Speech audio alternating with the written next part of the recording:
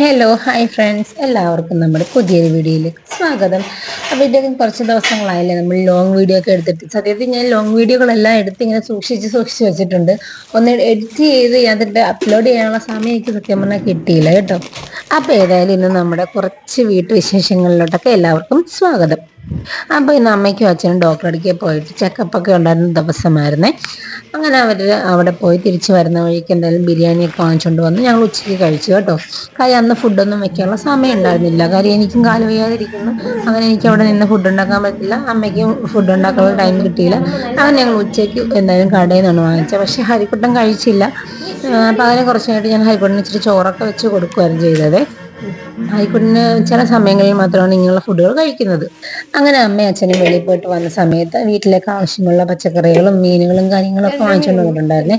അപ്പൊ ഇന്ന് പല്ലിക്കോര, കൊഴുവ, ഏട്ട, കൂരിയില് അതൊക്കെയാണ് കേട്ടോ വാങ്ങിക്കൊണ്ട് വന്നത്.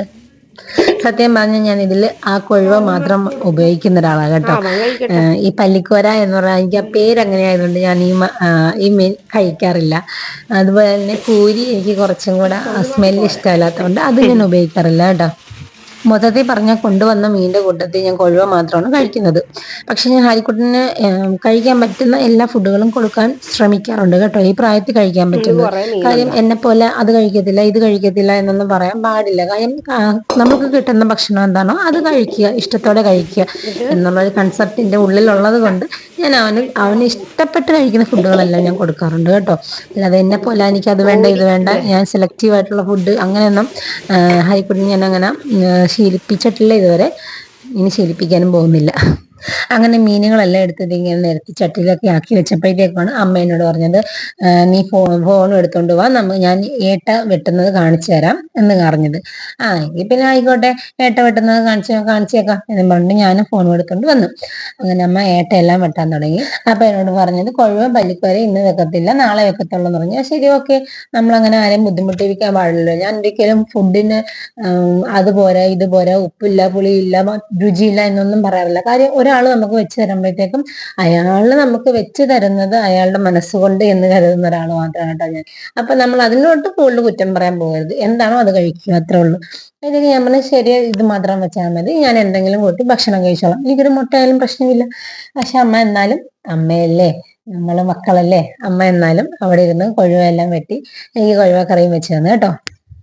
ഇപ്പൊ ഞാൻ കുറച്ച് റെസ്റ്റിലാണ് കേട്ടോ. അതുകൊണ്ട് മാത്രമാണ് കേട്ടോ അമ്മ എല്ലാ മീനും അമ്മ വെട്ടുന്നത്. അത് എനിക്ക് കുറച്ച് നിന്ന് ചെയ്യാനുള്ള ബുദ്ധിമുട്ടും കാര്യങ്ങളൊക്കെ ഉള്ളതുകൊണ്ടാണ്. അല്ലാതെ എനിക്ക് ഫുഡൊക്കെ വെക്കുന്നതിൽ ഒരു താല്പര്യക്കുറവില്ല കേട്ടോ. എനിക്ക് ഫുഡ് വെക്കാനും വീട്ടിലെ കാര്യങ്ങൾ നോക്കാനും എല്ലാം അടുക്കി പെറുക്കി വൃത്തിയായിട്ട് സൂക്ഷിക്കാനും എനിക്ക് ഭയങ്കര ഇഷ്ടമാണ് കേട്ടോ. കാര്യം ഞാൻ ജീവിക്കുന്ന പരിസരം എനിക്ക് എപ്പോഴും വൃത്തിയായിട്ടിരിക്കുന്നത് കാണാനാണ് എനിക്കിഷ്ടം. ഞാൻ ലൈഫിൽ ക്ലീനിങ്ങിന് അത്ര ഇമ്പോർട്ടന്റ് കൊടുക്കുന്നു കേട്ടോ. കാര്യം എന്റെ ചുറ്റുപാടും എനിക്ക് എപ്പോഴും നല്ല ഭംഗിയായിട്ടിരിക്കാനാണ് ഇഷ്ടം. അതുപോലെ തന്നെ വൃത്തി എന്ന് മാത്രമല്ല, അത് കുറച്ചും കൂടെ എങ്ങനെയൊക്കെ ഭംഗിയാക്കാവോ അത്രയൊക്കെ ഭംഗിയാക്കാനൊക്കെ എനിക്ക് ഭയങ്കര ഇഷ്ടമാണ് കേട്ടോ. അല്ലെങ്കിൽ ക്രാഫ്റ്റ്, അല്ലെങ്കിൽ ചെടികൾ വെച്ച് അങ്ങനെയൊക്കെ ഞാൻ എപ്പോഴും കളപ്പുര വീട്ടിൽ അങ്ങനെയൊക്കെ ചെയ്യാനും ഞാൻ ശ്രമിക്കാറുണ്ട് കേട്ടോ.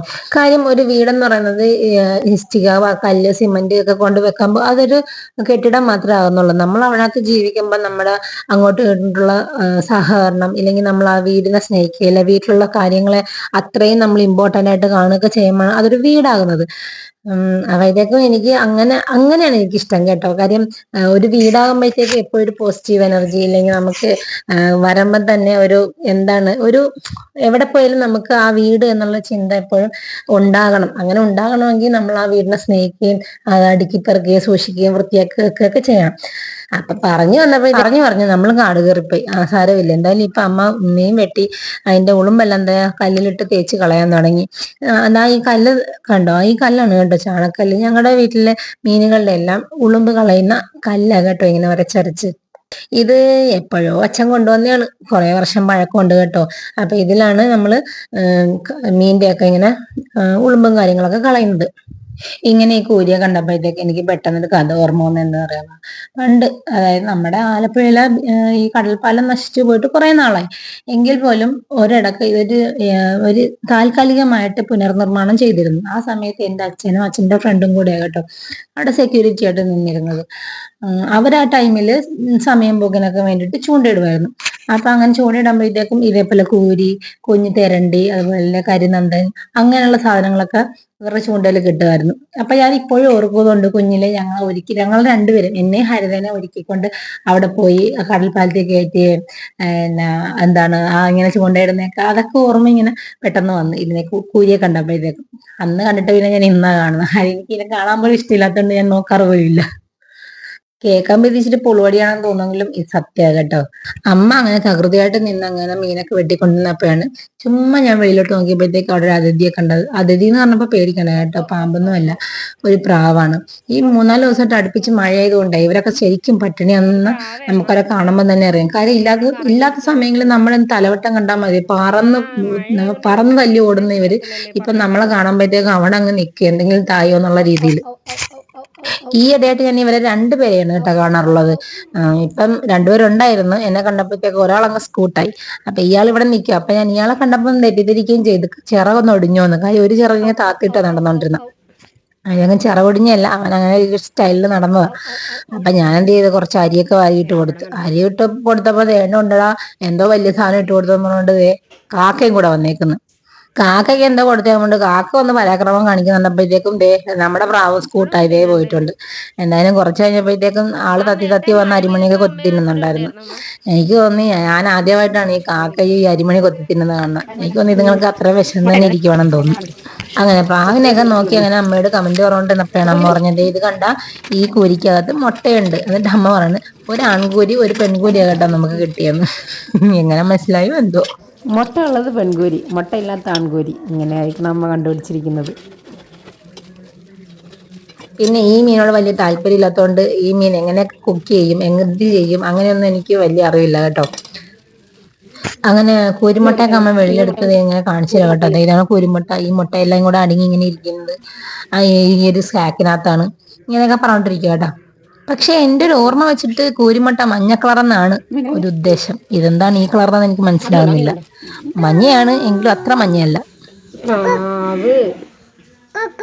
പ്രാവാണത്. ഈ പ്രാവിന്റെ ചിറകിനൊരെണ്ണം വയ്യെന്ന് തോന്നുന്നു. താഴോട്ട് ഇങ്ങനെ ഇട്ടിട്ട് നടക്കുന്നു. പ്രാവ് പ്രാവ് നമ്മൾ ഇട്ട് കൊടുത്ത അരിയാ തിന്നുന്നത്. അമ്മമ്മ തിന്നുന്നുണ്ട. അപ്പൊ ഇതേക്കും നമ്മുടെ കഥാനായകൻ വന്നു കഴിഞ്ഞ് പ്രാവിനെ കാണാനായിട്ട്. ഹരിക്കുട്ടൻ ഈ പ്രാവ്, താറാവ്, കോഴി, പൂച്ച, പട്ടി ഇതൊക്കെ ഭയങ്കര ഇഷ്ടമാണ് കേട്ടാ. ഞാൻ നേരത്തെ പറഞ്ഞില്ലേ പ്രാവും കാക്കേം തമ്മിൽ ഇടിയാണ്. ദൈവനെ കേട്ടാ. അല്ല അവനല്ലേ, ഇവളാണ് കേട്ടോ.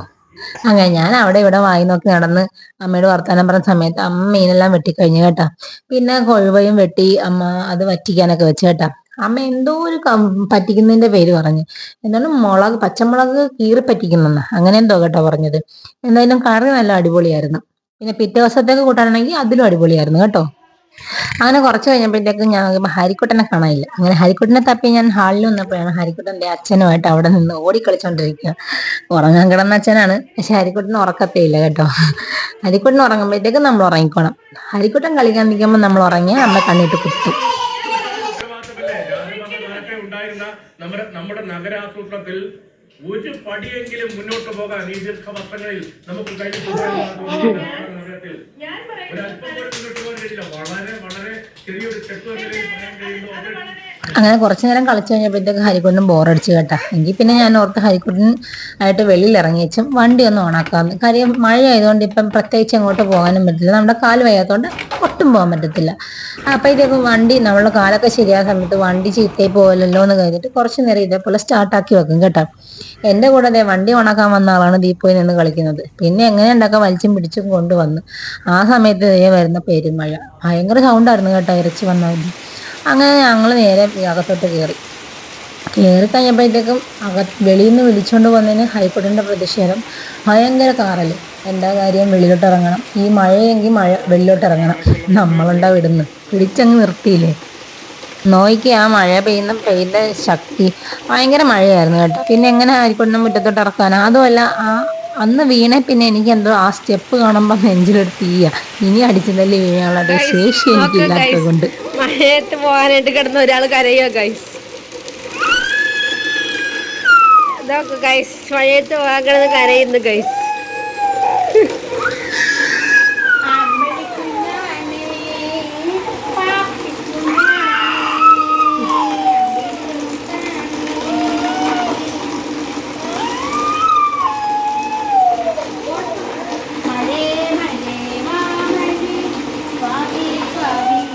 അങ്ങനെ ഹരിക്കുട്ടൻ്റെ മഴക്കൊന്ന് ഒതുങ്ങിയപ്പോഴത്തേക്ക് ഞാൻ പെട്ടെന്ന് തന്നെ വെള്ളമൊക്കെ ഒന്ന് ചൂടാക്കി ഹരിക്കുട്ടനെ ഒന്ന് മേലൊക്കെ കഴുകിച്ചിങ്ങെടുത്ത് കേട്ടോ. കാര്യം ഈ ഒന്നാമത് മഴ, ഈ വെള്ളത്തിലൊക്കെ കളിച്ചതല്ലേ. ഒന്നാമത് എല്ലായിടത്തും ഈ പകർച്ചവ്യാധികളും കാര്യങ്ങളും ഒക്കെ തന്നെ. നമ്മൾ സൂക്ഷിക്കേണ്ടത് നമ്മൾ സൂക്ഷിക്കണമല്ലോ.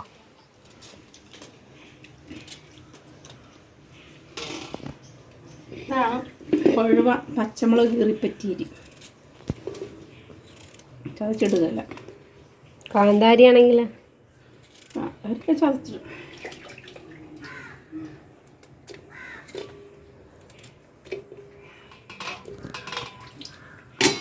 അങ്ങനെ സമയം 4 മണി. ഒരു ദിവസം എത്ര പെട്ടെന്നല്ലേ പോണത്.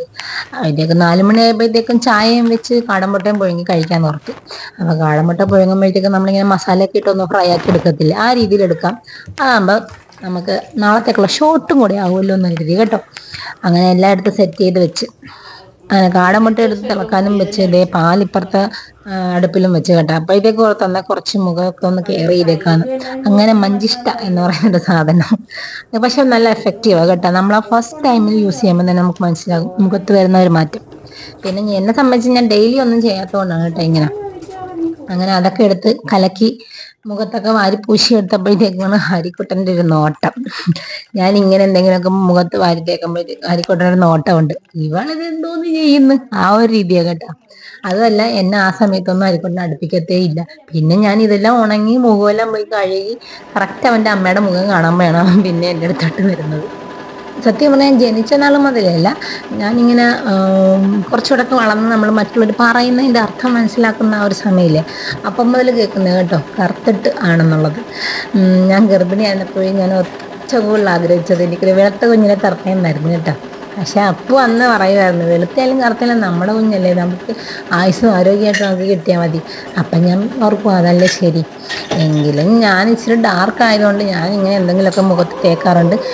നേരത്തെ ഹരിക്കുട്ടൻ്റെ ഒരു നോട്ടത്തിന്റെ കാര്യം പറഞ്ഞില്ലേ, ഇതാ നോക്കിയാൽ മതി, ഇപ്പൊ എന്നെ നോക്കുന്നുണ്ട് കണ്ടാ. ഇതാണ് ഞാൻ ചമ്മിപ്പോയി ഫ്രണ്ട്സ്.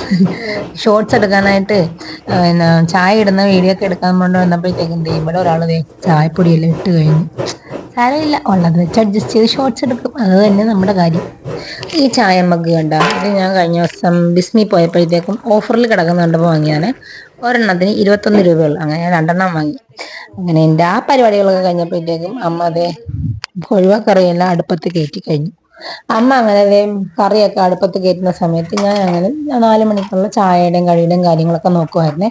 പിന്നെ ഇപ്പം ആയിക്കോട്ടെ അളപ്പല്ലൊക്കെ വന്നു തുടങ്ങിയതാന്ന് തോന്നുന്നു. കുറച്ച് സാധനങ്ങളൊക്കെ ഇങ്ങനെ സ്വന്തമായിട്ട് ചവച്ച് തിന്നാൻ തുടങ്ങിയിട്ടുണ്ട്. നേരത്തെ എന്ന് വെച്ചാൽ ഞാൻ എല്ലാം ലിക്വിഡ് പരുവത്തിലാണ് കൊടുത്തോണ്ടിരുന്നത്. അപ്പൊ ഇപ്പൊ ഇച്ചിരി ഇങ്ങനെയുള്ള ഒക്കെ കഴിക്കാൻ തുടങ്ങിയിട്ടുണ്ട്. അപ്പൊ ഞാൻ കഴിക്കുന്ന സമയങ്ങളിൽ കൊടുക്കാറുണ്ട്. പിന്നെ ഈ കാടമുട്ട എന്നൊക്കെ പറഞ്ഞാൽ കുഞ്ഞുങ്ങൾക്കാണെങ്കിലും വലിയവർക്കാണെങ്കിലും നല്ല ധാരണമാണ്. പിന്നെ ഞാൻ എന്താ ഇതേപോലെ എന്താണ് ഉപ്പ്, മഞ്ഞൾ, കുരുമുളക് പൊടി, മസാലപ്പൊടി അങ്ങനെ എല്ലാം കൂടി ഇട്ട് ഒന്ന് ചൂടാക്കി എടുത്തിട്ട് ആ കാടമുട്ട എല്ലാം കൂടി അതിനകത്ത് പെറുക്കിയിട്ട് ഒന്ന് 2-3 വട്ടം അങ്ങോട്ടും ഇങ്ങോട്ടൊക്കെ ഒന്ന് ആട്ടിയപ്പോഴത്തേക്കും അതിനകത്തെല്ലാം പുരണ്ട് നല്ല സൂപ്പർ സെറ്റായി കേട്ടോ. അങ്ങനെ എന്തായാലും ഞങ്ങൾ 4 മണിക്ക് ചായയും കാടമുട്ടയൊക്കെ കഴിച്ച് സെറ്റായിട്ട് അങ്ങനെ ഇരിക്കുവാണ്. അപ്പോൾ ഈ വീഡിയോ എല്ലാവർക്കും ഇഷ്ടപ്പെട്ടെങ്കിൽ like, share, subscribe and comment. Thank you.